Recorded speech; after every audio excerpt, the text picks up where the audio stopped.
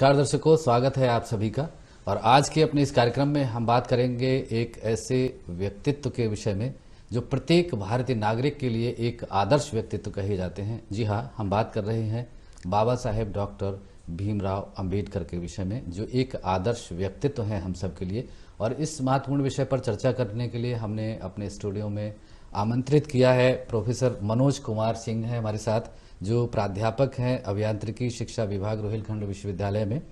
Doctor Arun Kumar Singh ji हैं, पेशेवर चिकित्सक हैं आप।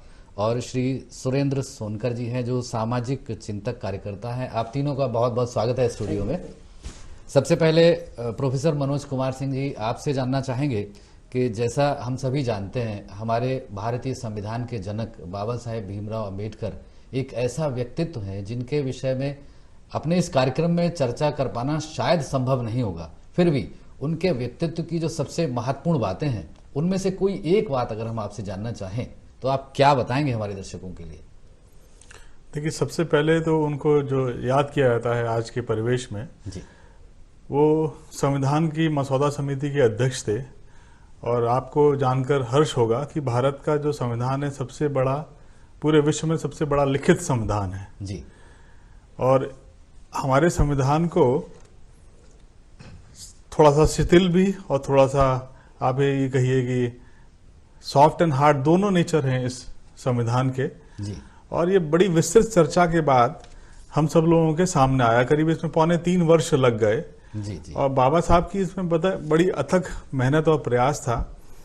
और इस पे सबसे बड़ी बात, इस मसौदा समिति के जो सदस्य थे और संविधान सभा के लोग थे, एक एक विषय पे चर्चा हुई है। और इस पूरे चर्चा के बाद जो निकल करके आया है आज हम लोगों के सामने है। आज पूरा भारत जो है गौरवान्वित महसूस करता है। पूरी व्यवस्था जो है, न्यायपालिका से लेकर के कार्यपालिका, सब सारी की सारी व्यवस्थाएं जो हैं संविधान के अनुरूप चलती हैं जी। हम भारत के लोग से संविधान शुरू होता है जी। और ये हम भारत के लोग पे मैं ये चाहूंगा कि ये बहुत बड़ा डिबेटेबल इशू है कि जो पहली वर्ड है हम भारत के लोग, ये बड़ा महत्वपूर्ण है हम सब लोगों के लिए। हम भारत के लोग, जो आपने संविधान की उद्देशिका के पहली लाइन या पहले शब्द के विषय में कहा, निश्चित ही एक बहुत ही विस्तृत, बहुत ही व्याख्यात्मक शब्द है। हमारे साथ चूंकि डॉक्टर अरुण कुमार सिंह भी हैं, आप पेशेवर चिकित्सक हैं। डॉक्टर साहब, आपसे जानना चाहेंगे कि भारत को एक संपूर्ण प्रभुत्व संपन्न, ये शब्द भी बाबा साहेब ने उद्देशिका में ही कहा है संविधान की, तो इससे क्या तात्पर्य है? हमारे दर्शक क्या समझे, बाबा साहेब क्या बताना चाहते थे? डॉक्टर अंबेडकर जी ने उस समय दुनिया के सभी संविधानों का अध्ययन किया, दुनिया के सभी विधि के जितने भी शास्त्र चलते हैं उनका अध्ययन किया। फिर इस निष्कर्ष पे पहुंचे कि हमारा राज्य जो भारत है वो इस तरह का बने, उसका संविधान इस तरह का बने कि उसके लोगों के और उस राज्य की शक्तियां सभी राष्ट्र में निहित हों। यही इसके क्या संपूर्ण प्रभुत्व संपन्न शब्द से तात्पर्य। बहुत बड़ी शब्द है और बहुत मतलब पूरे देश को इसके अंदर लाया गया है, सारी शक्तियां इसी शब्द के अंतर्गत। जी जी, बिल्कुल। अगर हम सिर्फ उद्देशिका पर ही गौर करें तो हमारे संविधान की जो उद्देशिका है अपने आप में संपूर्ण संविधान है जी। चूंकि सोनकर जी हमारे साथ मौजूद हैं स्टूडियो में, जो एक समाज सेवक हैं, अगला जो शब्द था उद्देशिका में, जो शब्द है वो है समाजवादी पंथ निरपेक्ष। क्या कहना चाहेंगे इन शब्दों के विषय में? बहुत ही व्याख्यात्मक शब्द है ये उद्देशिका है संविधान की जी, वो पूरे संविधान की एक आत्मा है जी।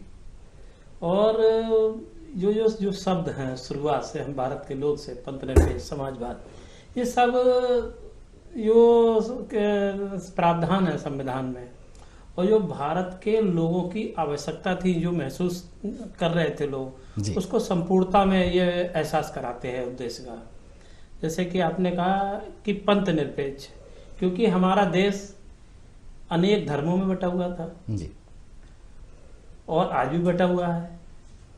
और समाजवाद, गैर बराबरी थी समाज में, बहुत धर्म थे, बहुत तरीके से लोग अपना अपना चलाया करते थे। और उसको जो राष्ट्र के रूप में, जो संविधान के रूप में उन्होंने, बाबा साहब डॉक्टर भीमराव अंबेडकर ने उनको एक व्यक्ति, एक नागरिक बनाया। जी जी। पंथ एक अलग है, वो अपने अपने जो धर्म के लोग मानने वाले माने, लेकिन जो संविधान के अंतर्गत है वो नागरिक है, ये है पंथ निरपेक्ष। हम कितने भी धर्म हो, लेकिन जब कभी देश की और राष्ट्र की बात आती है तो हम सब एक नागरिक होते हैं। बिल्कुल। तब हम कोई भी धर्म के लोग नहीं होते हैं, हम भारतीय होते हैं। और बाबा साहब डॉक्टर भीमराव अम्बेडकर कहा करते थे, मैं प्रथमतः और अंततः भारतीय हूँ। मतलब पहले भी भारतीय था और अंत तक भारतीय हूँ। उन्होंने कभी भी धर्म को ये नहीं कहा कि मैं पहले हिंदू हूँ या बौद्ध हूँ या